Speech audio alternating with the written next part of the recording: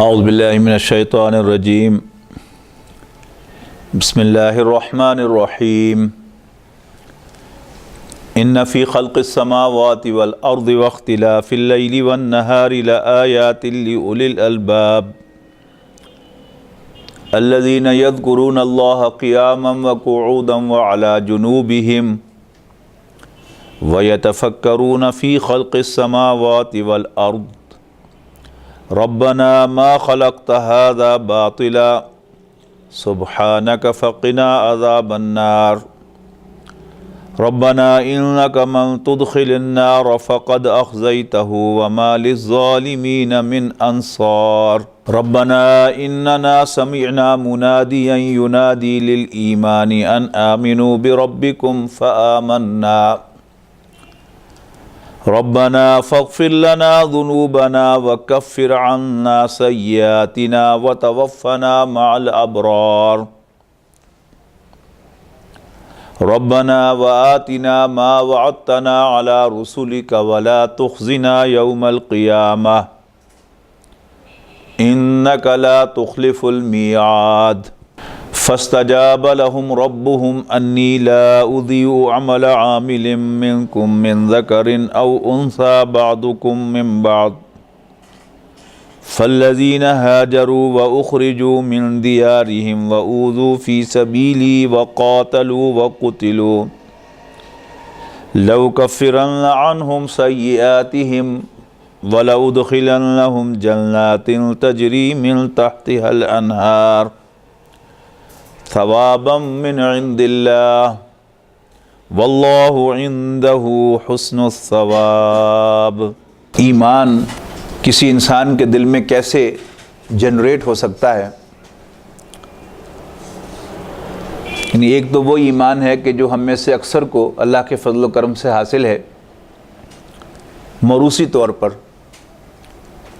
کہ اللہ نے ہمیں مسلمان گھرانوں میں پیدا فرمایا اور اپنے والدین کو کچھ باتیں مانتے اور کچھ چیزوں پر عمل کرتے ہوئے دیکھا، تو آپ سے آپ اسلام اور اسلامی نظریات ہمارے دل کے اندر گھر کرتے چلے گئے، اور یوں ایمان ہمارے دلوں میں پیدا ہوتا چلا گیا۔ جسے اللہ کی یہ نعمت نصیب نہ ہوئی ہو اور وہ کسی باطل ماحول میں، کافرانہ ماحول میں زندگی گزار رہا ہو، تو وہ اسلام کے حقائق تک اور نبی اکرم صلی اللہ علیہ وسلم پر ایمان لانے تک کیسے پہنچ سکتا ہے؟ یہ ایک بہت اہم سوال ہے، اور یہ آیات جو میں نے تلاوت کی ہیں یہ ہمیں ان سوالات کا جواب دیتی ہیں اور ایمان کو جنریٹ کرنے کے پروسیس پر روشنی ڈالتی ہیں کہ ایمان کیسے کسی شخص کے دل میں جنریٹ ہو سکتا ہے، سنتھسائز ہو سکتا ہے، جس سے موروثی طور پر وہ ایمان حاصل نہ ہو۔ ارشاد ہوا اعوذ باللہ من الشیطان الرجیم ان فی خلق السماوات والارض واختلاف اللیل والنہار لآیات، یقیناً آسمانوں اور زمین کی تخلیق اور رات اور دن کے آگے پیچھے آنے میں، الٹ پھیر میں یقیناً نشانیاں ہیں۔ یعنی انا بھی یقیناً ہے، اور آیات سے پہلے جو لام آیا ہے وہ بھی تاکید کے لیے آیا ہے۔ نشانی کسے کہتے ہیں؟ یہ میرے دوست کی نشانی ہے، یہ میرے والد مرحوم کی نشانی ہے۔ نشانی آپ کے علم میں کوئی اضافہ نہیں کرتی، بلکہ پہلے سے معلوم کسی شے کو جو آپ کے حافظے سے محو ہو گئی ہو آپ کو یاد دلاتی ہے کہ آپ اپنا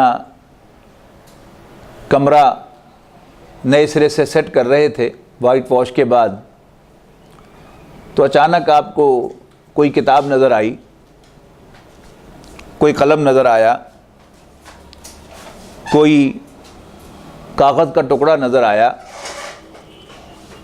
تو اس سے آپ کو کوئی شخص یاد آ گیا، آپ کے والد مرحوم کی یاد آئی، آپ کے دوست کی یاد آئی، اپنے کوئی مشفق استاد یاد آئے، تو اسے کیا کہتے ہیں کہ یہ ان کی نشانی ہے۔ اب قرآن مجید کہہ رہا ہے کہ آسمانوں اور زمین کے تخلیق اور رات اور دن کے آگے پیچھے آنے میں یقیناً نشانیاں ہیں۔ کیا مضمون ہے جو قرآن مجید ان آیات میں بیان کر، اس آیہ مبارکہ میں یا اس جیسی اور کئی آیات میں بیان فرما رہا ہے؟ یہ مضمون قرآن مجید کی کئی صورتوں میں زیادہ تفصیل کے ساتھ آیا ہے، مثلا سورۃ نحل، سورۃ روم، سورۃ الرحمن، سورۃ الواقعہ، ان صورتوں میں یہ مضمون زیادہ تفصیل کے ساتھ آیا ہے اور بہت سی نشانیوں کا تذکرہ ہے۔ لیکن سورہ واقعہ میں یعنی اس نشانی میں کیا اپریشیٹ کرنا ہے اس پر بھی روشنی ڈالی گئی ہے۔ 4 باتیں سورہ واقعہ میں آئی ہیں۔ افرأیتم ما تمنون، کیا تم نے کبھی دیکھا، کیا تم نے کبھی غور نہیں کیا کہ تم ٹپکاتے کیا ہو؟ یعنی مراد وہ منی کا قطرہ ہے جو عورت کے رحم میں ٹپکایا جاتا ہے۔ اس پر فرمایا اانتم تخلقونہ ام نحن الخالقون، کبھی تم نے غور نہیں کیا کہ اس گندے پانی کے قطرے کو تم پروسیس کر کے اس سے ایک بچہ تخلیق کرتے ہو، یا ہم اس کے بنانے والے ہیں؟ بڑا اہم سوال ہے نا، کہ اولاد انسان کی ضرورت ہے، اور مرد ہو یا عورت وہ اپنی اپنی جگہ پر مکمل ہیں۔ مرد سب کچھ کر سکتا ہے، یہاں تک کہ وہ کام کے جو بالعموم عورت کے ساتھ مخصوص ہیں، کھانا پکانا، کپڑے دھونا، گھر کی صفائی کرنا، مرد بھی یہ کام خوب کر سکتا ہے، بلکہ جب بھی یہ کام لارج سکیل پر کرنے ہوں تو مرد ہی سے کروائے جاتے ہیں۔ کمی کیا ہے مرد میں؟ صرف وہ اکیلا اولاد پیدا نہیں کر سکتا، لیکن اللہ تعالیٰ نے اس کام کے لیے پوری ایک مخلوق یعنی عورت پیدا کی ہے، کہ جس کے جسم کو اللہ تعالیٰ نے اس طرح ڈیزائن کیا ہے کہ وہ مرد کے نطفے کو پروسیس کر کے اس کو حفاظت کے ساتھ رکھ کے ڈیولپ کر سکتی ہے، پروان چڑھا سکتی ہے، اور اللہ تعالیٰ کے حکم سے ایک مخصوص عرصے کے بعد پورا ایک بچہ پروڈیوس کر کے ڈیلیور کر سکتی ہے۔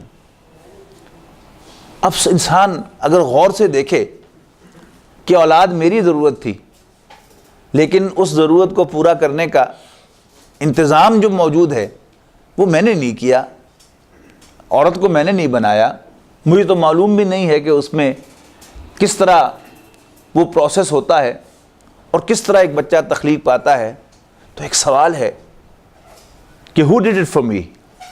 یہ میرے لیے اولاد کا بندوبست کس نے کیا؟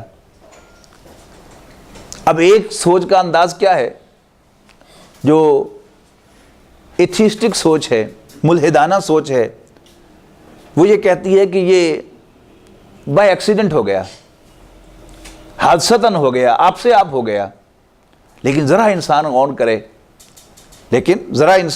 کرے، توجہ کرے تو حادثے ایسے نہیں ہوا کرتے۔ حادثات ہمیشہ تباہی پیدا کیا کرتے ہیں، کبھی بھی کوئی کنسٹرکٹیو حادثہ نہیں ہوا کرتا۔ کبھی آپ نے سنا کہ 2 کاریں آپس میں ٹکرائیں اور ان کے اچھے اچھے پرزے مل کر ایک نئی کار بن گئی؟ کبھی ایسا ہوا؟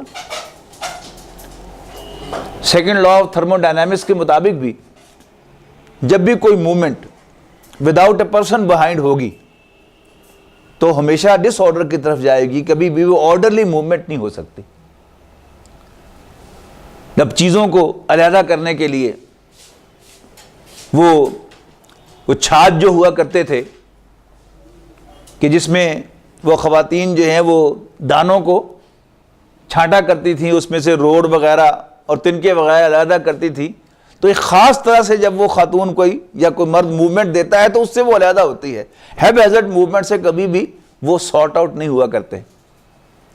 تو جب بھی کوئی movement without a person behind ہو تو وہ ہمیشہ ڈس آرڈر کی طرف جاتی ہے، اور یہ جو آرڈرلی موومنٹ ہے پہلے تو یہ اشارہ کرتی ہے کہ لازماً اس کے پیچھے کوئی پرسن ہے۔ اور پھر اگلا سوال یہ پیدا ہوتا ہے، ہوئی سی، میرا وہ کیا لگتا ہے، میرے ساتھ اس کا کیا تعلق ہے کہ جس نے یہ میرے لیے بندوبست کیا ہے؟ کام تو میرا ہے، میں نے نہیں کیا، کس نے یہ کیا ہے؟ یہ وہ سوال ہے۔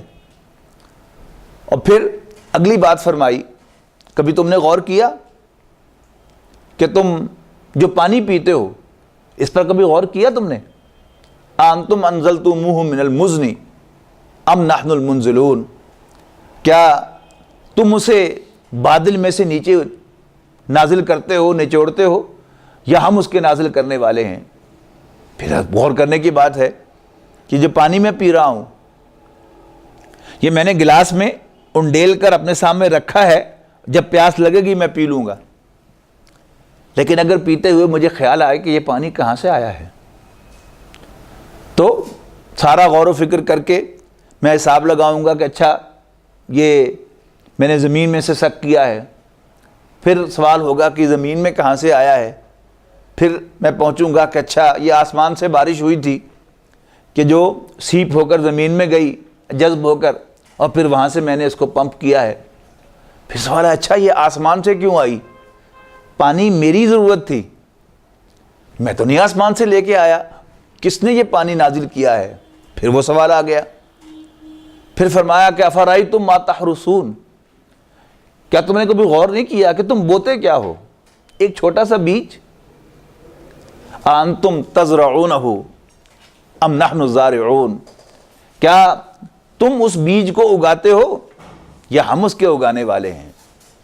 کہ نا انسان تو ایک بیج جو ہے وہ زمین کے اندر دبا دیتا ہے، چھپا دیتا ہے، لیکن کون اس بیج کو پھاڑتا ہے؟ یہ حادثہ ہو سکتا ہے؟ نہیں، لازماً یہ کسی نے میرے لیے کیا ہے، اس لیے کہ اس بیج کے پھٹنے سے جو پودا ہوگا، اس پر جو پھل آیا وہ تو میں نے کھایا، جو فصل ہوگی وہ تو میری خوراک کا ذریعہ بنی، میری نیوٹریشن کا ذریعہ بنی، لیکن میں نہ اس کا اگانے والا، نہ اس کو مزید ڈیولپ کرانے والا اور اس کے اندر ذائقہ پیدا کرنے والا اور اس کے اندر نیوٹریشن پیدا کرنے والا کون ہو سکتا ہے؟ یہ کوئی ہے جو میرا ہے۔ پھر فرمایا افرأیتم النار الذی تورون، کیا تم نے کبھی غور کیا اس آگ کی طرف جو تم جلاتے ہو؟ کیا اس کے درخت کے تم نے پیدا کیا تھا؟ اور آج ہمارے غور کرنے کی چیز یہ گیس جو ہم جلاتے ہیں، یہ پیٹرول اور ڈیزل جو ہم جلاتے ہیں، یہ کس نے ہمارے لیے وہ 5-5 ہزار فٹ اور 10-10 ہزار فٹ زمین کے نیچے بنا کر سٹور کیا ہے؟ یہ کوئی ایکسیڈنٹ ہو سکتا ہے؟ دل کہتا ہے کہ نہیں، یہ ایکسیڈنٹ نہیں ہو سکتا، یہ کوئی ہے، میرا ہی ہے، میرا محسن، میرا خیر خواہ، جس نے یہ میرے لیے کیا ہے۔ اسی طرح سورہ نحل کے اندر فرمایا کہ یہ چوپائے کبھی تم نے غور کیا؟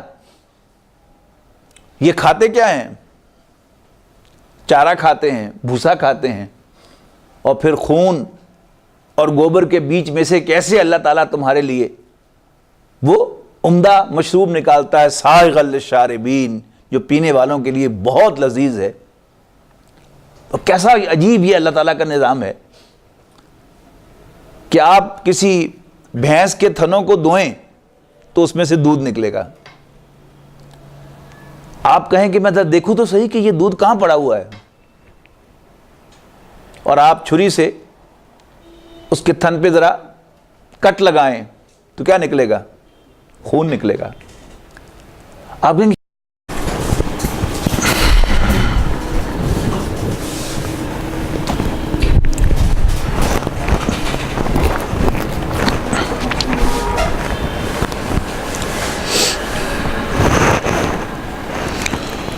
یہ درمیان بیٹھنا ضروری تو نہیں میز دے، ٹھیک ہے؟ نہیں میں کہ سائڈ تو ہو جاما، اتنے درازہ نہیں رکاوٹ ہے۔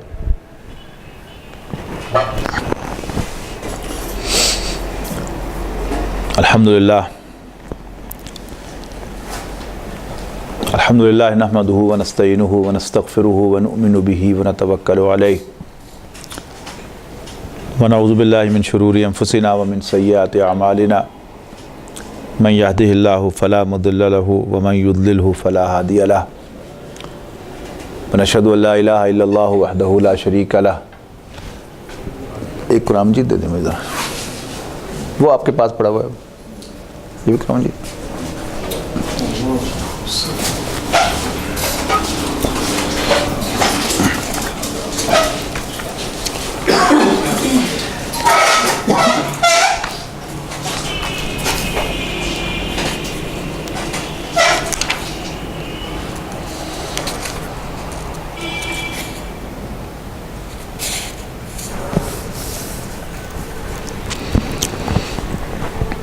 اعوذ باللہ من الشیطان الرجیم، بسم اللہ الرحمن الرحیم۔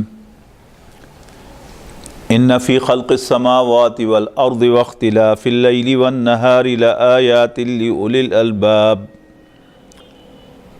الذین یذکرون اللہ قیاما وقعودا وعلی جنوبہم ویتفکرون فی خلق السماوات والارض ربنا ما خلقت هذا باطلا سبحانك فقنا عذاب النار ربنا إنك من تدخل النار فقد أخزيته وما للظالمين من أنصار ربنا إننا سمعنا مناديا ينادي للإيمان أن آمنوا بربكم فآمنا ربنا فاغفر لنا ذنوبنا وكفر عنا سيئاتنا وتوفنا مع الأبرار ربنا وآتنا ما وعدتنا على رسلك ولا تخزنا يوم القيامة إنك لا تخلف الميعاد فاستجاب لهم ربهم أني لا أضيع عمل عامل منكم من ذكر أو أنثى بعضكم من بعض فالذين هاجروا وأخرجوا من ديارهم وأوذوا في سبيلي وقاتلوا وقتلوا لأكفرن عنهم سيئاتهم ولأدخلنهم جنات تجري من تحتها الأنهار ثوابا من عند اللہ واللہ عنده حسن الثواب۔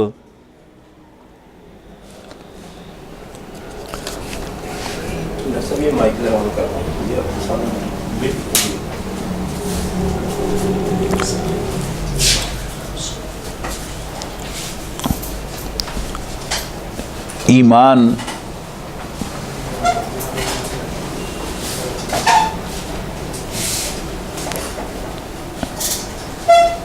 کسی انسان کے دل میں کیسے جنریٹ ہو سکتا ہے؟ یعنی ایک تو وہ ایمان ہے کہ جو ہم میں سے اکثر کو اللہ کے فضل و کرم سے حاصل ہے موروثی طور پر، کہ اللہ نے ہمیں مسلمان گھرانوں میں پیدا فرمایا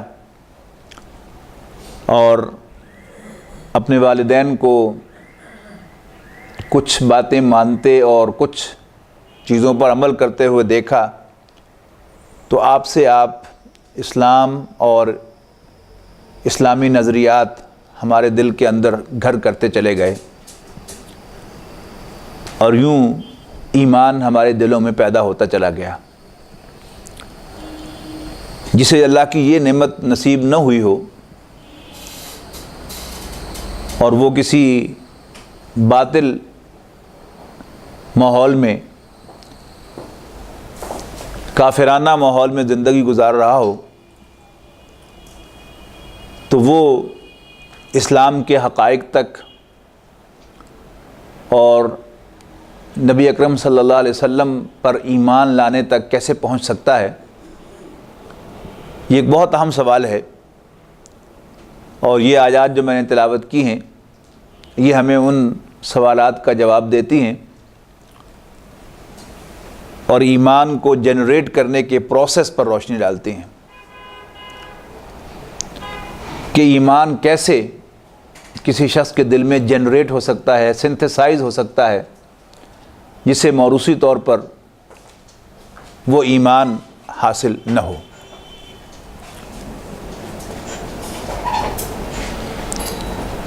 ارشاد ہوا، اعوذ باللہ من الشیطان الرجیم، ان فی خلق السماوات والارض واختلاف اللیل والنہار لآیات، یقیناً آسمانوں اور زمین کی تخلیق اور رات اور دن کے آگے پیچھے آنے میں، الٹ پھیر میں یقیناً نشانیاں ہیں۔ یعنی انا بھی یقیناً ہے، اور آیات سے پہلے جو لام آیا ہے وہ بھی تاکید کے لیے آیا ہے۔ نشانی کسے کہتے ہیں؟ یہ میرے دوست کی نشانی ہے، یہ میرے والد مرحوم کی نشانی ہے۔ نشانی آپ کے علم میں کوئی اضافہ نہیں کرتی، بلکہ پہلے سے معلوم کسی شے کو جو آپ کے حافظے سے محو ہو گئی ہو آپ کو یاد دلاتی ہے کہ آپ اپنا کمرہ نئے سرے سے سیٹ کر رہے تھے وائٹ واش کے بعد، تو اچانک آپ کو کوئی کتاب نظر آئی، کوئی قلم نظر آیا، کوئی کاغذ کا ٹکڑا نظر آیا، تو اس سے آپ کو کوئی شخص یاد آ گیا، آپ کے والد مرحوم کی یاد آئی، آپ کے دوست کی یاد آئی، اپنے کوئی مشفق استاد یاد آئے، تو اسے کیا کہتے ہیں کہ یہ ان کی نشانی ہے۔ اب قرآن مجید کہہ رہا ہے کہ آسمانوں اور زمین کے تخلیق اور رات اور دن کے آگے پیچھے آنے میں یقیناً نشانیاں ہیں۔ کیا مضمون ہے جو قرآن مجید ان آیات میں بیان کر، اس آیہ مبارکہ میں یا اس جیسی اور کئی آیات میں بیان فرما رہا ہے؟ یہ مضمون قرآن مجید کی کئی صورتوں میں زیادہ تفصیل کے ساتھ آیا ہے، مثلا سورۃ نحل، سورۃ روم، سورۃ الرحمن، سورۃ الواقعہ، ان صورتوں میں یہ مضمون زیادہ تفصیل کے ساتھ آیا ہے اور بہت سی نشانیوں کا تذکرہ ہے۔ لیکن سورہ واقعہ میں یعنی اس نشانی میں کیا اپریشیٹ کرنا ہے اس پر بھی روشنی ڈالی گئی ہے۔ 4 باتیں سورہ واقعہ میں آئی ہیں۔ افرأیتم ما تمنون، کیا تم نے کبھی دیکھا، کیا تم نے کبھی غور نہیں کیا کہ تم ٹپکاتے کیا ہو؟ یعنی مراد وہ منی کا قطرہ ہے جو عورت کے رحم میں ٹپکایا جاتا ہے۔ اس پر فرمایا اانتم تخلقونہ ام نحن الخالقون، کبھی تم نے غور نہیں کیا کہ اس گندے پانی کے قطرے کو تم پروسیس کر کے اس سے ایک بچہ تخلیق کرتے ہو، یا ہم اس کے بنانے والے ہیں؟ بڑا اہم سوال ہے نا، کہ اولاد انسان کی ضرورت ہے، اور مرد ہو یا عورت وہ اپنی اپنی جگہ پر مکمل ہیں۔ مرد سب کچھ کر سکتا ہے، یہاں تک کہ وہ کام کے جو بالعموم عورت کے ساتھ مخصوص ہیں، کھانا پکانا، کپڑے دھونا، گھر کی صفائی کرنا، مرد بھی یہ کام خوب کر سکتا ہے، بلکہ جب بھی یہ کام لارج سکیل پر کرنے ہوں تو مرد ہی سے کروائے جاتے ہیں۔ کمی کیا ہے مرد میں؟ صرف وہ اکیلا اولاد پیدا نہیں کر سکتا، لیکن اللہ تعالیٰ نے اس کام کے لیے پوری ایک مخلوق یعنی عورت پیدا کی ہے کہ جس کے جسم کو اللہ تعالیٰ نے اس طرح ڈیزائن کیا ہے کہ وہ مرد کے نطفے کو پروسیس کر کے اس کو حفاظت کے ساتھ رکھ کے ڈیولپ کر سکتی ہے، پروان چڑھا سکتی ہے، اور اللہ تعالیٰ کے حکم سے ایک مخصوص عرصے کے بعد پورا ایک بچہ پروڈیوس کر کے ڈیلیور کر سکتی ہے۔ اب انسان اگر غور سے دیکھے کہ اولاد میری ضرورت تھی، لیکن اس ضرورت کو پورا کرنے کا انتظام جو موجود ہے وہ میں نے نہیں کیا، عورت کو میں نے نہیں بنایا، مجھے تو معلوم بھی نہیں ہے کہ اس میں کس طرح وہ پروسیس ہوتا ہے اور کس طرح ایک بچہ تخلیق پاتا ہے، تو ایک سوال ہے کہ who did it for me؟ یہ میرے لیے اولاد کا بندوبست کس نے کیا؟ اب ایک سوچ کا انداز کیا ہے جو ایتھیسٹک سوچ ہے، ملحدانہ سوچ ہے، وہ یہ کہتی ہے کہ یہ بائی ایکسیڈنٹ ہو گیا، حادثتاً ہو گیا، آپ سے آپ ہو گیا۔ لیکن ذرا انسان غور کرے، توجہ کرے تو حادثے ایسے نہیں ہوا کرتے۔ حادثات ہمیشہ تباہی پیدا کیا کرتے ہیں، کبھی بھی کوئی کنسٹرکٹیو حادثہ نہیں ہوا کرتا۔ کبھی آپ نے سنا کہ دو کاریں آپس میں ٹکرائیں اور ان کے اچھے اچھے پرزے مل کر ایک نئی کار بن گئی؟ کبھی ایسا ہوا؟ Second law of thermo dynamics کے مطابق بھی جب بھی کوئی movement without a person behind ہوگی تو ہمیشہ ڈس آرڈر کی طرف جائے گی، کبھی بھی وہ آرڈرلی موومنٹ نہیں ہو سکتی۔ جب چیزوں کو علیحدہ کرنے کے لیے وہ چھاج جو ہوا کرتے تھے کہ جس میں وہ خواتین جو ہیں وہ دانوں کو چھانٹا کرتی تھیں، اس میں سے روڈ وغیرہ اور تنکے وغیرہ علیحدہ کرتی تھی، تو ایک خاص طرح سے جب وہ خاتون کوئی یا کوئی مرد موومنٹ دیتا ہے تو اس سے وہ علیحدہ ہوتی ہے۔ ہیپ ہیزارڈ موومنٹ سے کبھی بھی وہ سارٹ آؤٹ نہیں ہوا کرتے۔ تو جب بھی کوئی movement without a person behind ہو تو وہ ہمیشہ ڈس آرڈر کی طرف جاتی ہے، اور یہ جو آرڈرلی موومنٹ ہے پہلے تو یہ اشارہ کرتی ہے کہ لازماً اس کے پیچھے کوئی پرسن ہے۔ اور پھر اگلا سوال یہ پیدا ہوتا ہے، ہوئی ہی، میرا وہ کیا لگتا ہے، میرے ساتھ اس کا کیا تعلق ہے کہ جس نے یہ میرے لیے بندوبست کیا ہے؟ کام تو میرا ہے، میں نے نہیں کیا، کس نے یہ کیا ہے؟ یہ وہ سوال ہے۔ اور پھر اگلی بات فرمائی، کبھی تم نے غور کیا کہ تم جو پانی پیتے ہو اس پر کبھی غور کیا تم نے؟ انتم انزلتموہ من المزن ام نحن المنزلون؟ کیا تم اسے بادل میں سے نیچے نازل کرتے ہو، نچوڑتے ہو، یا ہم اس کے نازل کرنے والے ہیں؟ پھر غور کرنے کی بات ہے کہ جو پانی میں پی رہا ہوں یہ میں نے گلاس میں انڈیل کر اپنے سامنے رکھا ہے، جب پیاس لگے گی میں پی لوں گا، لیکن اگر پیتے ہوئے مجھے خیال آئے کہ یہ پانی کہاں سے آیا ہے تو سارا غور و فکر کر کے میں حساب لگاؤں گا کہ اچھا یہ میں نے زمین میں سے سک کیا ہے، پھر سوال ہوگا کہ زمین میں کہاں سے آیا ہے، پھر میں پہنچوں گا کہ اچھا یہ آسمان سے بارش ہوئی تھی کہ جو سیپ ہو کر زمین میں گئی جذب ہو کر، اور پھر وہاں سے میں نے اس کو پمپ کیا ہے۔ پھر سوال ہے اچھا یہ آسمان سے کیوں آئی؟ پانی میری ضرورت تھی، میں تو نہیں آسمان سے لے کے آیا، کس نے یہ پانی نازل کیا ہے؟ پھر وہ سوال آ گیا۔ پھر فرمایا کہ افرأیتم ما تحرثون، کیا تم نے کبھی غور نہیں کیا کہ تم بوتے کیا ہو؟ ایک چھوٹا سا بیج، انتم تزرعونہ ام نحن الزارعون، کیا تم اس بیج کو اگاتے ہو یا ہم اس کے اگانے والے ہیں؟ کہ نا انسان تو ایک بیج جو ہے وہ زمین کے اندر دبا دیتا ہے، چھپا دیتا ہے، لیکن کون اس بیج کو پھاڑتا ہے؟ یہ حادثہ ہو سکتا ہے؟ نہیں،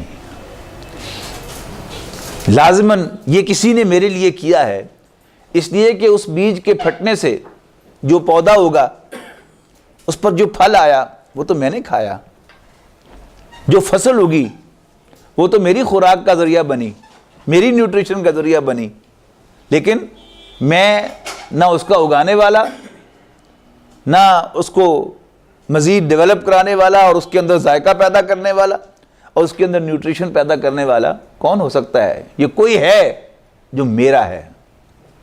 پھر فرمایا افرأیتم النار الذی تورون، کیا تم نے کبھی غور کیا اس آگ کی طرف جو تم جلاتے ہو؟ کیا اس کے درخت کے تم نے پیدا کیا تھا؟ اور آج ہمارے غور کرنے کی چیز، یہ گیس جو ہم جلاتے ہیں، یہ پیٹرول اور ڈیزل جو ہم جلاتے ہیں، یہ کس نے ہمارے لیے وہ 5-5 ہزار فٹ اور 10-10 ہزار فٹ زمین کے نیچے بنا کر سٹور کیا ہے؟ یہ کوئی ایکسیڈنٹ ہو سکتا ہے؟ دل کہتا ہے کہ نہیں، یہ ایکسیڈنٹ نہیں ہو سکتا، یہ کوئی ہے، میرا ہی ہے، میرا محسن، میرا خیر خواہ، جس نے یہ میرے لیے کیا ہے۔ اسی طرح سورہ نحل کے اندر فرمایا کہ یہ چوپائے کبھی تم نے غور کیا؟ یہ کھاتے کیا ہیں؟ چارہ کھاتے ہیں، بھوسا کھاتے ہیں، اور پھر خون اور گوبر کے بیچ میں سے کیسے اللہ تعالیٰ تمہارے لیے وہ عمدہ مشروب نکالتا ہے، سائغ للشاربین، جو پینے والوں کے لیے بہت لذیذ ہے۔ اور کیسا عجیب یہ اللہ تعالیٰ کا نظام ہے کہ آپ کسی بھینس کے تھنوں کو دھوئیں تو اس میں سے دودھ نکلے گا۔ آپ کہیں کہ میں دیکھوں تو صحیح کہ یہ دودھ کہاں پڑا ہوا ہے، اور آپ چھری سے اس کے تھن پہ ذرا کٹ لگائیں تو کیا نکلے گا؟ خون نکلے گا۔ آپ کہیں گے ربنا ما خلقت ھذا باطلا، یعنی یہ سوال جو ہے یہ اسی صورت میں ہوگا کہ اللہ کو پہچان لیا ہو اور اللہ کو یاد رکھے ہوئے ہو۔ اللہ کو پہچان تو لیا لیکن اللہ یاد نہیں ہے، اٹھتے بیٹھتے سوتے جاگتے یاد نہیں ہے۔ یاد ہوگا تو پتا ہوگا کہ اللہ ہر چیز پر قادر ہے، یاد ہوگا تو اسے یاد رہے گا کہ اللہ تعالیٰ تو سب کچھ جاننے والا ہے، وہ تو میرے دل میں بھی جو کچھ ہے اس کو بھی جانتا ہے، میرے تو خیالات بھی اس کے سامنے ہیں، میرے تو جذبات بھی اس کے سامنے ہیں، میری خواہشات بھی اس کے سامنے ہیں۔ اب جب وہ اس کائنات پر غور و فکر کرے گا کہ یہ پوری کائنات تو میرے لیے، ربنا ما خلقت ھذا باطلا، اے ہمارے رب، اے ہمارے مالک، تو نے یہ سب کچھ بیکار پیدا نہیں کیا۔ بیکار پیدا نہیں کیا مطلب وہ سب کچھ میرے لیے ہے، بیکار تو نہیں ہے، لیکن اگر میں بیکار ثابت ہو جاؤں تو پھر سب کچھ بیکار ہو گیا نا۔ یعنی آپ ایک چیز جو ہے بنانے کے لیے کئی سال محنت کرتے ہیں لیکن بالآخر آپ وہ اچیو نہیں کر سکتے، تو پھر آپ کہتے ہیں نہیں جی 4 سال کی محنت ضائع ہو گئی۔ تو اگر اللہ تعالیٰ نے یہ پوری کائنات میرے لیے بنائی ہے لیکن میں بیکار ہوں تو اس کا مطلب ہے کہ یہ سب کچھ بیکار ہے، لیکن انسان کا دل یہ نہیں مانتا۔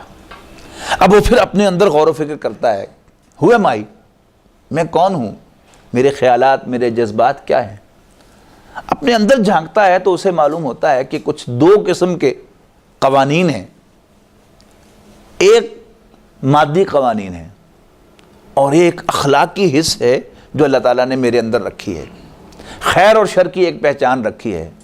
جھوٹ مت بولو، مجھے اندر سے میرا ضمیر ہر وقت کہتا رہتا ہے جھوٹ مت بولو، چیٹ مت کرو، کسی کو دھوکہ مت دو، ملاوٹ مت کرو، ناپ تول میں کمی مت کرو، کسی کو غلط مشورہ مت دو۔ امانت ہے نا یہ بھی۔ اور کچھ مادی قوانین ہیں، آگ جلاتی ہے۔ مجھے معلوم ہے، میرا تجربہ یہ بتاتا ہے کہ اگر میں گرم گرم دودھ، کافی یا چائے کا گھونٹ بھر لوں گا، یا گرم گرم بوٹی جو ہے یا آلو منہ میں ڈال لوں گا تو میرا تالو اور میری زبان، میرا ہونٹ جل جائے گا۔ اب اس تجربے کی وجہ سے میں اگلی مرتبہ، وہ جو محاورہ ہے کہ دودھ کا جلا چھاچھ کو بھی، لسی کو بھی پھونک پھونک کے پیتا ہے، اب میں محتاط ہو جاؤں گا۔ لیکن جو اخلاقی قوانین ہیں میں ان کی خلاف ورزی کرتا ہوں تو اور جری ہو جاتا ہوں۔ میں نے جھوٹ بولا، یعنی غلطی سے بھی میں نے اگر گرم کافی کا گھونٹ بھرا یا گرم گرم آلو منہ میں ڈال لیا تو تب تو میرا تالو جل گیا، زبان بھی جل گئی، مسوڑا بھی جل گیا، ہونٹ بھی جل گیا۔ لیکن میں نے جان بوجھ کر جھوٹ بولا تو زبان پہ کوئی چھالا نہیں پڑا، اب یہ مجھے جری کر دے گا۔ اسی طرح میں نے غلطی سے خراب کھانا کھا لیا، خراب دودھ پی لیا تو آدھی رات کو مجھے ایمرجنسی میں جانا پڑا، الائڈ ہاسپٹل کی۔ اب اگلی مرتبہ میں احتیاط کروں گا نا۔ لیکن میں جان بوجھ کر اپنے بھائی کا حصہ جو ہے وہ ہڑپ کر جاؤں جانتے بوجھتے ہوئے تو میرے پیٹ میں کوئی درد نہیں ہوتا، اب یہ بھی مجھے جری کر دے گا۔ اب انسان جو ہے وہ جب اپنے اوپر غور کر رہا ہے کہ یہ پوری کائنات میرے لیے بنی ہے اور میں ان چیکڈ ہوں، مجھے کوئی پوچھنے والا ہی نہیں ہے، اور میں کسی کا مال ہڑپ کر جاؤں تو میرے پیٹ میں درد نہیں ہوتا، اور میں جھوٹ بولوں، دھوکہ دوں، اس زبان سے کسی کو غلط مشورہ دوں تو میری زبان پہ چھالا نہیں پڑتا۔ اب اگر انسان وہ اللہ تعالیٰ کو بھی پہچان چکا ہے اور اللہ کو یاد بھی رکھے ہوئے ہے کہ اللہ تعالیٰ قادر ہے اور اللہ تعالیٰ سب کچھ دیکھ رہا ہے، اور یہ بھی سمجھتا ہے کہ اس کائنات کا حاکم بھی اللہ ہے، یہ بات جا کر پھر سورہ مومنون کے آخر میں کھولی گئی ہے کہ یہ جو غور و فکر ہے یہ کیا ہے۔ فرمایا افحسبتم انما خلقناکم عبثا وانکم الینا لا ترجعون، انسانوں کیا تم سمجھتے ہو کہ ہم نے تمہیں بیکار پیدا کیا اور یہ کہ تم ہماری طرف لوٹائے نہیں جاؤ گے؟ فتعال اللہ الملک الحق، مالک الحق نہیں کہا، ملک الحق۔ مالک اور ملک میں کیا فرق ہے؟ مالک تو کہتے ہیں نا اونر کو، اور ملک بادشاہ کو کہتے ہیں، رولر۔ اور آپ کو معلوم ہے کہ جب بھی کبھی کوئی بڑا واقعہ پیش آتا ہے تو آپ اخبارات میں بیان پڑھتے ہیں کہ جی حکومت یا تو مجرموں کو پکڑ کر کیفر کردار تک پہنچائے یا مستعفی ہو جائے، یعنی جینوئن رولر وہی ہے کہ جو مجرم کو پکڑ کر سزا دے سکے اور جو اچھا کام کرنے والا ہے اس کو انعام دے سکے، ریوارڈ کر سکے۔ اگر اللہ اس کائنات کا حاکم ہے اور اس کی حکومت میں ظالم جو ہے وہ ان پنشڈ بغیر سزا کے چلے جاتے ہیں یہاں سے، تو پھر اس کا مطلب ہے کہ اللہ تعالیٰ جینوئن رولر نہیں ہے، اور دل نہیں مانتا اللہ تعالیٰ تو قادر ہے۔ انسان دیکھتا ہے کہ ایک شخص نے، ایک بوڑھے شخص نے کہیں کسی مارکیٹ میں آ کر کلاشنکوف کے ساتھ 20 آدمیوں کو ہلاک کر دیا، یا کوئی بم دھماکہ کر کے 30 آدمیوں کو موت کے گھاٹ اتار دیا۔ اب دنیا میں کیا اسے سزا دینا ممکن ہے؟ ممکن ہی نہیں ہے۔ پہلی بات تو یہ ہے کہ وہ پکڑا جائے، پھر دوسرا سوال یہ ہے کہ اس کو پکڑ کر اس کے خلاف ایسا چالان حکومت تیار کر سکے کہ جو عدالت میں پیش کیا جا سکے اور ثابت کیا جا سکے کہ ہاں یہ مجرم ہے۔ پہلی بات تو یہ بھی آسان کام نہیں ہے۔ اور فرض کیجئے آپ کہیں گے کہ جی ایک اچھی حکومت جو ہے جس کے پاس ویڈیو کیمریز بھی لگے ہوئے ہوں اور فنگر پرنٹس بھی ہوں اور فلاں آلات بھی ہوں اور فورینزک اس کا جو پروسیس ہے وہ بڑا سٹرونگ ہو، تو وہ پکڑ سکتی ہے، سزا بھی دے سکتی ہے، کہ کیا سزا دلائے گی؟ 20 آدمیوں کے قاتل کو کیا اس دنیا میں سزا دینا ممکن ہے؟ ہرگز نہیں۔ جج صاحب اپنا شوق تو پورا کر سکتے ہیں عدالت کے فیصلے میں لکھ کر کے جی 20 دفعہ سزائے موت دی جائے، لیکن کیا مطلب ہے اس کا؟ جب پہلی سزائے موت ہو جائے گی تو آدمی ختم ہو جائے گا۔ وہ 20 دفعہ سزائے موت کا مطلب تو یہ ہوتا ہے کہ اگر ایک دفعہ معافی مل گئی جائے، پھر دوسری، پھر تیسری، لیکن اگر پہلی ہی ایگزیکیوٹ ہو گئی تو ختم ہو گیا۔ جبکہ اس نے جو جرم کیا ہے اس نے صرف 20 آدمی ہی نہیں مارے، اس نے 20 خاندان تباہ کیے ہیں۔ اور اگر ایوریج آپ 2-3 بچے بھی ہر شخص کے لگائیں مرنے والے کے، تو اس نے 60-70 بچے یتیم کر دیے ہیں۔ اور اگر وہ سب کے سب شادی شدہ ہوں تو اس نے 20 عورتیں بیوہ کر دی ہیں۔ اور پھر ہر چیز کا جو بھی اس کے نقصانات ہیں ان سب کا حساب لگائیے تو اس دنیا میں تو وہ سزا دینی ممکن نہیں ہے۔ تو اللہ تعالیٰ کا یہ نظام یہ تو پھر جسٹ رول نہیں ہے، مبنی بر عدل نہیں ہے، لیکن ایسا ہو نہیں سکتا۔ اگر اللہ یاد ہوگا، الذین یذکرون اللہ قیاما وقعودا وعلی جنوبہم، جو کھڑے بیٹھے اور اپنی کروٹوں میں لیٹے ہوئے اللہ کو یاد کرتے ہیں اور پھر اس کائنات پر غور و فکر کرتے ہیں، وَيَتَفَكَّرُونَ فِي خَلْقِ السَّمَاوَاتِ وَالْأَرْضِ، تو وہ پکار اٹھتے ہیں ربنا ما خلقت ھذا باطلا، اے ہمارے رب تو نے یہ سب کچھ بیکار پیدا نہیں فرمایا، سبحانک، تو اس سے پاک ہے، تو اس سے بالا تر ہے کہ بیکار کام کرے۔ اور یہ جو بات فرمائی گئی ہے یہ بھی ایسے ہی نہیں فرمائی۔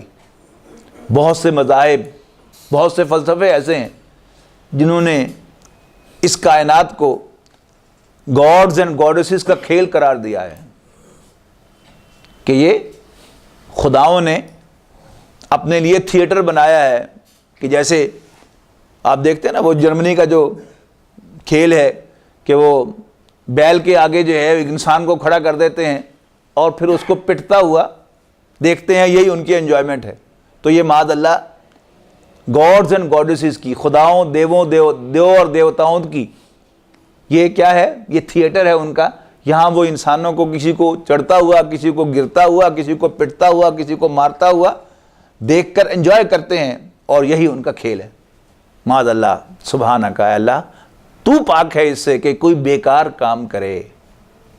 ربنا ما خلقت ھذا باطلا، اے ہمارے رب تو نے یہ سب کچھ باطل، ناحق، بیکار پیدا نہیں کیا، سبحانک تو اس سے بالا تر ہے، فقنا عذاب النار۔ تو فوراً دل میں سے آواز آئی کہ اللہ تعالیٰ تو قادر ہے پکڑنے پر، کوئی اس سے بچ کے جا تو نہیں سکتا، سب کچھ اس کی نظر میں ہے اور وہ ہر چیز پر قادر ہے۔ وہ 20 آدمیوں کو، قاتل کو 20 مرتبہ مار کر پھر زندہ کر سکتا ہے اور 20 دفعہ اسے محسوس کروا سکتا ہے، یہ ہوتی ہے درد۔ اور پھر اس نے جو سارے اس کے خاندانوں کو جو درد اس نے پہنچایا ہے ان سب کی سزا ان کو دینے پہ قادر ہے۔ اور اسی طرح نیک لوگ جو دنیا میں آئے ہیں آج تک کیا لے کے گئے؟ انبیاء کرام نے نوع انسانی پر جو احسان کیا ہے، کیا نوع انسانی نے ان کو ان کا بدلہ دیا؟ کیا حضرت مسیح علیہ السلام کو، کیا محمد رسول اللہ صلی اللہ علیہ وسلم کو، کیا حضرت موسیٰ علیہ السلام کو اس دنیا میں کچھ ملا؟ ان کا بھی حق ابھی باقی ہے۔ یہ زندگی نیکوں کو اجر نہیں دے سکتی اور بروں کو سزا نہیں دے سکتی، لہذا لازماً کچھ نہ کچھ ہونے والا ہے۔ تو اے اللہ جب تو حساب قائم کرے گا فقنا عذاب النار، تو پھر ہمیں آگ کے عذاب سے بچا۔ یعنی ان کے دل کی جو اندر ایک خیالات ہیں ان کو الفاظ کی شکل دی گئی ہے کہ ربنا ما خلقت ھذا باطلا سبحانک فقنا عذاب النار۔ پھر اسی پہ مزید ربنا انک من تدخل النار، اے ہمارے رب جس کو بھی تو نے آگ میں جھونکا فقد اخزیتہ، تو اس کو تو نے رسوائی کر دیا، اس کا تو بیڑا غرق ہو گیا، وہ تو کسی کام کا نہیں رہا۔ وَمَا لِلظَّالِمِينَ مِنْ انصار، اور ظالموں کا کوئی مددگار نہیں ہوگا۔ یہاں پر یعنی ایمان باللہ بھی اسٹیبلش ہو گیا، یعنی اللہ تعالیٰ کی معرفت بھی اسٹیبلش ہو گئی، اس کی یاد بھی دل میں گھر کر گئی، اور آخرت کا ایمان بھی پیدا ہو گیا۔ لیکن ابھی نہ ایمان باللہ نے ایمان کی شکل اختیار کی ہے، اور نہ ایمان بالآخرت نے ایمان کی شکل اختیار کی ہے۔ ابھی کیا ہے؟ معرفت ہے، یقین سا ہو رہا ہے، گمان غالب ہے کہ ایسا ہی ہے۔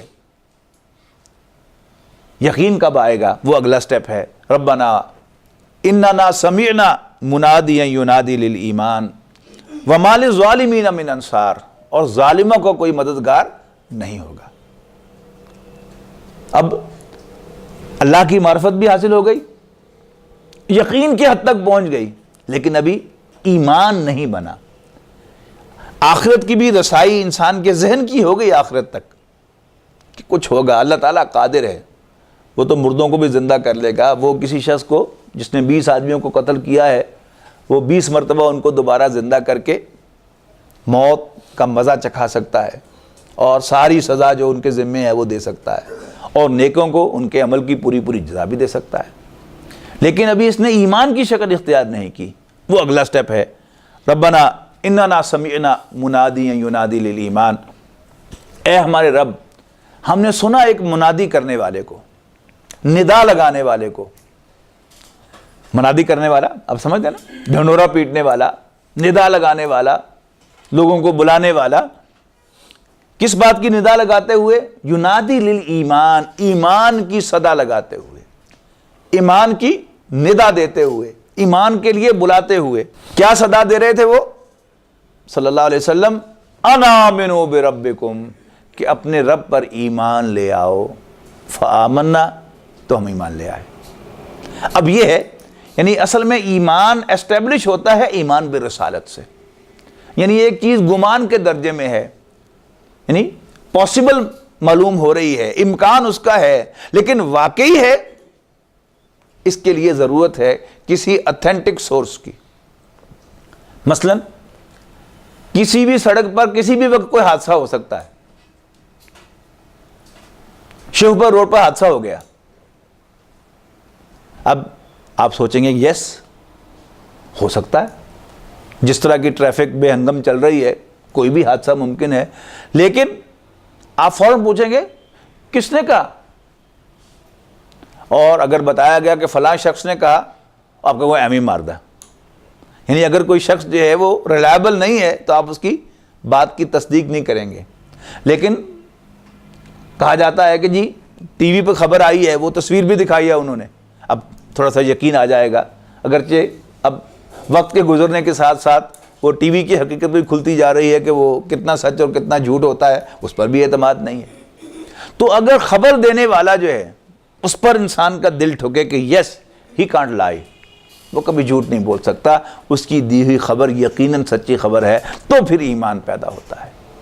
یعنی پہلے تو اس ندا لگانے والے کی تصدیق کرتا ہے، یہ ہے اصل میں ایمان بالرسالت، اور پھر اسی ایمان کے تحت تصدیق ہوتی ہے اللہ پر یقین کی بھی، اور وہ ایمان باللہ بن جاتا ہے، اور اسی سے تصدیق ہوتی ہے وہ جو آخرت کا امکان آپ کے ذہن میں آ رہا تھا، جو آپ کو محسوس ہو رہا تھا کہ یس اللہ تعالیٰ اس پر قادر ہے، قادر تو تھا لیکن واقعی ایسا کرے گا، یہ کیسے پتہ چلے گا؟ جب اللہ کا کوئی نبی، اللہ کا کوئی رسول خبر دے گا۔ تو اب ایمان باللہ بھی ایمان بالرسالت کے تابع ہو گیا، اور ایمان بالآخرت بھی اللہ کے رسول کے ایمان کے تابع ہو گیا۔ اس کے بعد پھر دعائیں ہیں، یعنی ایمان نصیب ہو گیا، اور یہ اصل میں صدیقین کا ایمان ہے، یعنی وہ لوگ کہ جو سب سے پہلے ایمان لاتے ہیں، جیسے حضرت ابوبکر صدیق، حضرت خدیجہ الکبریٰ رضی اللہ تعالیٰ عنہما۔ ان کے ایمان لانے کی کہانی تو آپ کو معلوم ہے کہ حضرت ابوبکر رضی اللہ تعالیٰ عنہ اپنے ایمان کی کیفیت کیا بتاتے ہیں کہ جب اللہ کے رسول صلی اللہ علیہ وسلم نے انہیں آ کر خبر دی تو کہتے ہیں میں نے حضور کے چہرے کی طرف دیکھا، میرے دل نے گواہی دی صلی اللہ علیہ وسلم کہ یہ کسی جھوٹے انسان کا چہرہ نہیں ہے، ایمان لے آئے. اور حضور صلی اللہ علیہ وسلم اس کی ڈسکرپشن کیا بتاتے ہیں کہ کوئی شخص ایسا نہیں جس کے سامنے میں نے دعوت رکھی ہو اور اس نے کچھ توقف نہ کیا ہو سوائے ابو بکر کے کہ ادھر میں نے اس کے سامنے دعوت رکھی اور جھٹ اس نے اس کو قبول کر لیا. اور حضرت خدیجہ رضی اللہ تعالیٰ عنہ کیا کہنے. یعنی حضور صلی اللہ علیہ وسلم کو اس پہلے یعنی اپنے اس تجربے کی بنیاد پر وہ جو 15 سال کی رفاقت ہے قریب سے دیکھا ہے اور یقین ہے کہ یہ آدمی جو ہے وہ بے روپیہ نہیں ہے, معاذ اللہ, سچا کردار ہے. جیسے باہر ہے ایسے اندر ہے, جیسے دن میں ہے ویسے ہی رات میں ہے, جیسے پبلک میں ہے ویسے ہی خلوت میں ہے. یقین ہے کہ یہ آدمی جو ہے نہ بھٹک سکتا ہے اور نہ ہی اس کا رب اس کو کبھی بے یار و مددگار چھوڑ سکتا ہے. لہذا جب آ کر انہوں نے رسول اللہ صلی اللہ علیہ وسلم نے اپنی واردات سنائی ہے غار حرا کی تو تسلی دی ہے کہ آپ غریبوں کے ہمدرد ہیں, آپ یہ ہیں, آپ ایسے ہیں, تو آپ کا رب آپ کو تنہا نہیں چھوڑے گا. اور پھر جب حضرت ورقہ ابن نوفل رضی اللہ تعالیٰ عنہ نے تصدیق کر دی کہ یہ جو آپ کو تجربہ ہوا ہے غار حرا میں, یہ تو وہی ناموس تھا, یہ تو وہی فرشتہ تھا کہ جو موسیٰ پر آیا تھا اور عیسیٰ پر آیا تھا اور فلاں پر آیا تھا, اور تصدیق کی کہ آپ اللہ کے رسول ہو گئے ہیں, تو حضرت خدیجہ رضی اللہ تعالیٰ عنہ نے تصدیق کرنے میں کوئی دیر نہیں کی. اور یہ حضرت خدیجہ کی تصدیق جو ہے اس کو آپ ایسے ہی نہیں سمجھیے. یعنی انسان کو بڑا ماننے میں سب سے زیادہ جو شخص ریلیکٹنٹ ہوتا ہے وہ کون ہوتا ہے؟ اس کی بیوی. اور کوئی بیوی جو ہے ذرا زیادہ جہیز لے کر آ جائے تو پھر تو کیا ہی کہنے, سونے پہ سہاگا ہو جاتا ہے. یہاں کیا ہے, حضرت خدیجہ نے اپنا سارا مال رسول اللہ صلی اللہ علیہ وسلم کو ہبہ کیا, لیکن کیا اللہ کی بندی تھی, ایمان لانے میں بھی سبقت لے گئی. اس کو آپ حضور صلی اللہ علیہ وسلم کی صداقت کا کمال کہیں, آپ کے ٹرو کیریکٹر کا کمال کہیں, یا اس پر آپ حضرت خدیجہ کو سلیوٹ پیش کریں, دونوں ہی صحیح ہیں. تو یہ صدیقین کا ایمان ہے کہ ادھر دعوت آئی, اننا سمعنا منادیا ینادی للایمان, ہم نے سنا ایک منادی کرنے والے کو ایمان کی منادی کرتے ہوئے, انا آمنوا بربکم, کہ اپنے رب کو مان لو, اپنے رب پر ایمان لے آؤ, فآمنا, تو ہم ایمان لے آئے. اور اس پھر ایمان میں پہل کرنے کے باوجود کوئی تکبر نہیں.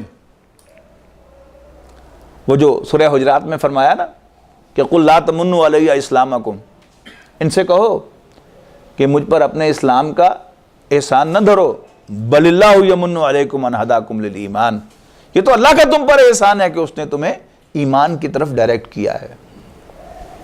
تو ان کا حال کیا ہے, ایک طرف السابقون الاولون ہے, لیکن کوئی تکبر نہیں, کوئی گھمنڈ نہیں, کوئی احسان نہیں جتلا رہے اللہ کے رسول پر. دعائیں کیا کر رہے ہیں, ربنا فاغفر لنا ذنوبنا, لہذا اے ہمارے رب تو ہمیں بخش دے, ہمارے گناہوں کو بخش دے, وکفر عنا سیئاتنا, اور ہماری برائیوں کو ہم سے دور فرما دے, وتوفنا مع الابرار, ہم نیک نہیں ہیں, ہمیں تو 5 دن باجماعت نماز پڑھنے کو مل جائے تو ہمیں تو فوراً خواب آنے شروع ہو جاتے ہیں نا کہ مہدی شاید میں ہی ہوں. ان کا حال کیا ہے, ہمیں نیکوں کے ساتھ موت دے دے, یعنی اپنی نیکی پر کوئی زوم نہیں. ربنا فاغفر لنا ذنوبنا وکفر عنا سیئاتنا, ان کو اپنے گناہ نظر آ رہے ہیں, اپنی برائیاں نظر آ رہی ہیں, اپنی خامیاں اور کوتاہیاں نظر آ رہی ہیں. اور ایسا ہی ہوتا ہے جب انسان پر اللہ تعالیٰ کا کرم ہوتا ہے تو اسے اپنے اندر خامیاں اور کوتاہیاں نظر آتی ہیں. اور جب شیطان انسان کو پوزیس کر لیتا ہے, شیطان جبھا مار لیتا ہے انسان کو اور قابو کر لیتا ہے, تو پھر اسے اپنی تمام برائیاں نظر آنا بند ہو جاتی ہیں اور خوبیاں جو ہیں وہ نظر آنے لگتی ہیں، اور پھر بس وہ اس امید میں پھر رہا ہوتا ہے پتہ نہیں کب مجھ پر وحی آئے گی، اور یہ خیال اس کو چین نہیں لینے دیتا کہ شاید دنیا جو ہے میرے سر پہ چل رہی ہے۔ تو یہاں کیفیت کیا ہے کہ ہمارے رب ہمارے گناہوں کو بخش دے اور ہماری خطاؤں کو، ہماری برائیوں کو ہم سے دور کر دے، فتوفنا مع الابرار، اور ہمیں نیکوں کے ساتھ موت عطا فرما دے۔ آگے دعا کرتے ہیں کہ ربنا وآتنا ما وعدتنا علی رسولک ولا تخزنا یوم القیامہ، اے ہمارے رب ہمیں عطا فرما جس کا تو نے ہم سے اپنے نبیوں کے تھرو، ان کے ذریعے وعدہ کیا ہے، یعنی اپنے آپ کو اللہ تعالیٰ کے اجر کا مستحق نہیں سمجھتے، کوئی تکبر نام کی کوئی شے ان میں پیدا نہیں ہوتی، بلکہ اللہ تعالیٰ سے کہتے ہیں کہ ہم تو وعدے توڑنے والے ہیں، ہم سے بڑی خامیاں، بڑی کوتاہیاں رہ گئی ہیں، ہم تیرے وعدے کو ایفا نہیں کر سکے جو تجھ سے کیا تھا، لیکن تو وعدہ خلافی کرنے والا نہیں ہے، انکا لا تخلف المیعاد، اے ہمارے رب ہمیں عطا فرما جس کا اپنے رسولوں کے ذریعے سے تو نے ہم سے وعدہ کیا ہے، ولا تخزنا یوم القیامہ، لہٰذا قیامت کے دن ہمیں رسوا نہ کر، انکا لا تخلف المیعاد، بے شک تو وعدہ خلافی کرنے والا، اپنے وعدے کے خلاف کرنے والا نہیں ہے۔ اب اللہ تعالیٰ کا بھی، وہ بھی تو شکور ہے نا، قدردان ہے، یہ تو اپنا یہ کردار اللہ کے سامنے پیش کر رہے ہیں، اپنے گناہ اس کے سامنے رکھ رہے ہیں، اپنی برائیاں اس کے سامنے رکھ رہے ہیں۔ اللہ تعالیٰ جو ہے اب ان کی قدر افزائی کیسے فرماتا ہے، فرمایا فاستجاب لہم ربہم، تو ان کے رب نے ان کی دعا قبول فرما لی، انی لا اضیع عمل عامل منکم من ذکر او انثی بعضکم من بعض، کیوں؟ اس لیے کہ میں تو تم میں سے کسی بھی عمل کرنے والے کے عمل کو ضائع کرنے والا نہیں ہوں، فَمَن يَعْمَلْ مِثْقَالَ ذَرَّةٍ خَيْرًا يَرَهُ، جو ذرا برابر بھی کوئی نیکی کرے گا قیامت کے دن اپنے سامنے اپنے اکاؤنٹ میں موجود پائے گا، غائب نہیں ہوگی پڑی ہوگی۔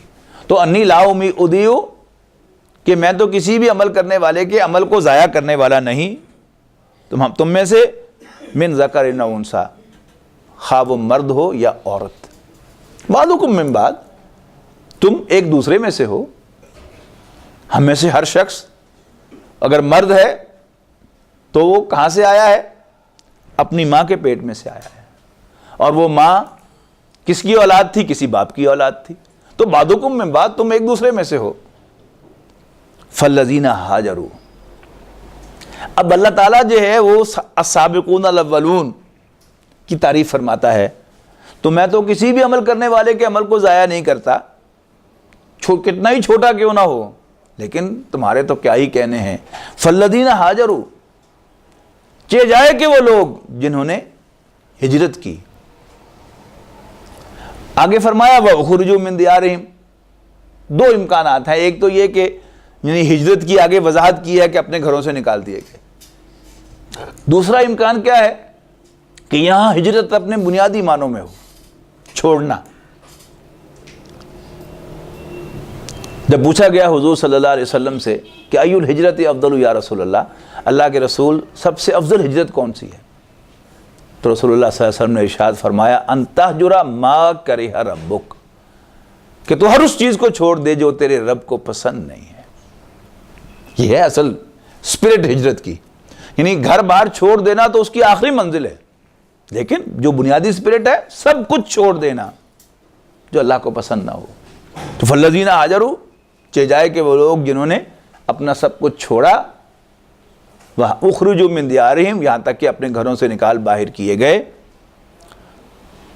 وَأُوذُوا فِي سَبِيلِي، اور میرے راستے میں انہیں ایذا دی گئی، تکلیف پہنچائی گئی، وَقَاتَلُوا وَقُتِلُوا،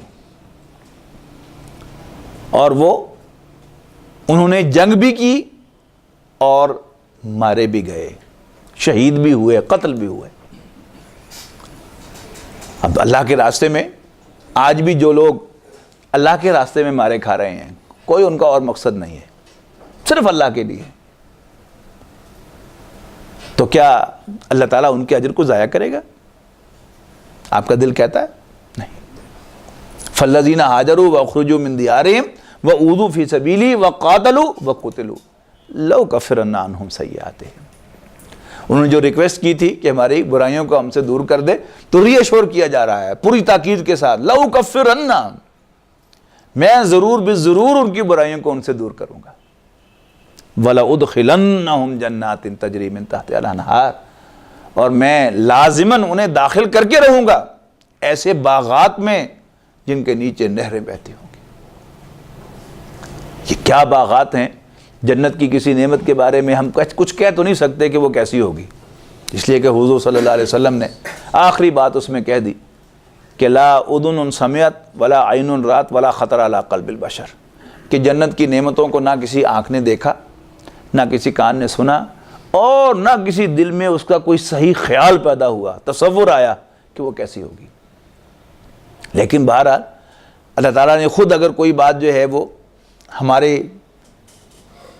اشتہا کے لیے بتائی ہے تو وہ اس پر غور کیا جا سکتا ہے کہ اس دنیا میں انسان جو کچھ بھی کرتا ہے کس لیے کرتا ہے۔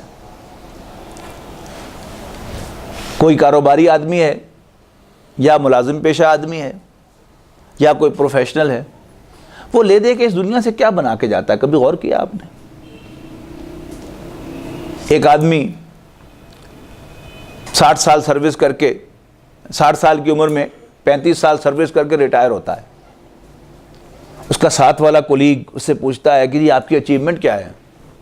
بڑا خوش ہو کے بتاتا ہے کہ میں نے ایک پلاٹ جو ہے وہ لے لیا ہوا ہے، اس کی بنیادیں بھی بھر لی ہوئی ہیں، ابھی یہ ریٹائرمنٹ پر مجھے جی پی فنڈ ملے گا تو 4 کمرے بھی بنا ہی لوں گا، اور وہ سمجھتا ہے کہ میں کامیاب آدمی ہوں، بڑی اچیومنٹ ہے میری۔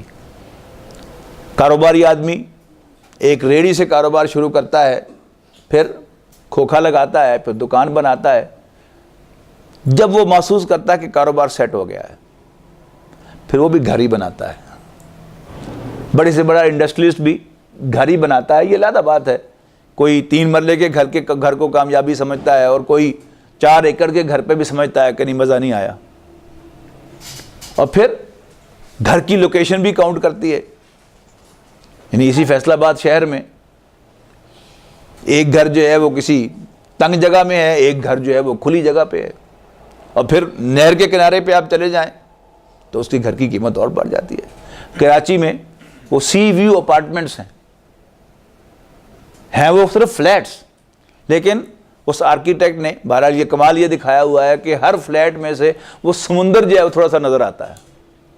کیا قیمتیں ہیں ان فلیٹس کی، سی ویو اپارٹمنٹس، تو نیچے پانی بہہ رہا ہو اور باغات میں گھرا ہوا کوئی گھر ہو تو وہ آئیڈیل گھر ہے، پھر اس کے اندر ہر فیسلٹی بھی ہو۔ تو قرآن مجید جس جنت کی طرف ہمیں بلاتا ہے وہ وہی جنت ہے۔ یعنی اس دنیا میں انسان جھوٹ کو سچ کر کے، سچ کو جھوٹ کر کے، لوگوں پر ظلم کر کے، لوگوں کا مال کھا کے الٹیمیٹلی بنائے گا کیا؟ ایک گھر بنائے گا نا، اپنے خیال سے اس گھر میں رہنے کی غلط فہمی میں کہ میں اب اس گھر میں ریلیکس کروں گا آرام سے، اور نہ مالک مکان کا خطرہ ہوگا کہ وہ آ کے کہہ دے کہ مکان خالی کر دو۔ وہ بھول جاتا ہے کہ حضرت اسرائیل علیہ السلام بھی اپنے رب کے اشارے کے منتظر ہوں گے، اور جب ان کے رب کا سگنل انہیں مل جائے گا تو وہ اس گھر میں سے نکال دیں گے آ کے تمہیں، اور پھر تمہارے ہی بیٹے تمہیں چارپائی پر ڈال کر مٹی میں جا کے دفن کرائیں گے۔ جس گھر کی طرف اللہ بلاتا ہے وہ گھر باغیچوں میں گھرا ہوا اور نیچے نہریں بہتی ہوں گی، ایک نہیں کئی نہریں، کیا شکل ہوگی وی ہیو نو آئیڈیا، لیکن بہرحال یہ تو سمجھ میں آتی ہے نا بات کہ نیچے کوئی نہر بہتی ہو اور لان بھی ہو اور پھر اندر جو ہے وہ ہر فیسلٹی بھی ہو، عیش آرام بلکہ تعیش کا سارا سامان ہو، وہ گھر تو واقعی رہنے والا ہے۔ تو اس گھر کا لالچ دیا گیا ہے، بتایا گیا کہ تم میرے بن جاؤ، میرے لیے یہ سب کچھ کرو، اور تم نے چونکہ کر دیا ہے۔ فالذین ہاجروا واخرجوا من دیارہم واوذوا فی سبیلی وقاتلوا وقتلوا لأکفرن عنہم سیئاتہم ولأدخلنہم جنات تجری من تحتہا الانہار ثوابا من عند اللہ۔ اللہ کے پاس سے بدلے کے طور پر، یعنی ثوابا من اللہ نہیں کہا، اللہ کی طرف سے بدلہ نہیں، ثوابا من عند اللہ، خاص اللہ کے پاس سے بدلے کے طور پر، ثواب کے طور پر، اجر کے طور پر۔ واللہ عندہ حسن الثواب، اور اللہ کے پاس بہترین بدلہ ہے، بہترین ثواب ہے۔ اللہ تعالیٰ ہمیں اس ثواب کا اہل بنائے اور ہمیں اس راستے پر چلنے کی توفیق عطا فرمائے، ہمارے دلوں میں ایمان کو جاگزیں فرمائے۔ وہ جو فرمایا گیا سورہ حجرات میں صحابہ کرام کے بارے میں کہ اللہ تعالیٰ نے تمہارے دلوں میں ایمان کو سجا دیا ہے، وَلَٰكِنَّ اللَّهَ حَبَّبَ إِلَيْكُمُ الْإِيمَانَ، اللہ نے تمہارے دلوں میں ایمان کو محبوب بنا دیا ہے، وَزَيَّنَهُ فِي قُلُوبِكُمْ، اور ان کو تمہارے دلوں میں سجا دیا ہے۔ اللہ تعالیٰ ہمارے دلوں میں ایمان کو بٹھائے اور سجائے، ہم ایمان کو پسند کریں، ہمیں اپنی سب سے قیمتی متاع ایمان محسوس ہو، اور پھر اللہ تعالیٰ ہمیں اس راستے پر چلنے کی توفیق دے تاکہ ہم بھی اللہ تعالیٰ کے اجر و ثواب کے اہل ہو سکیں۔ آخر دعوانا ان الحمدللہ رب العالمین۔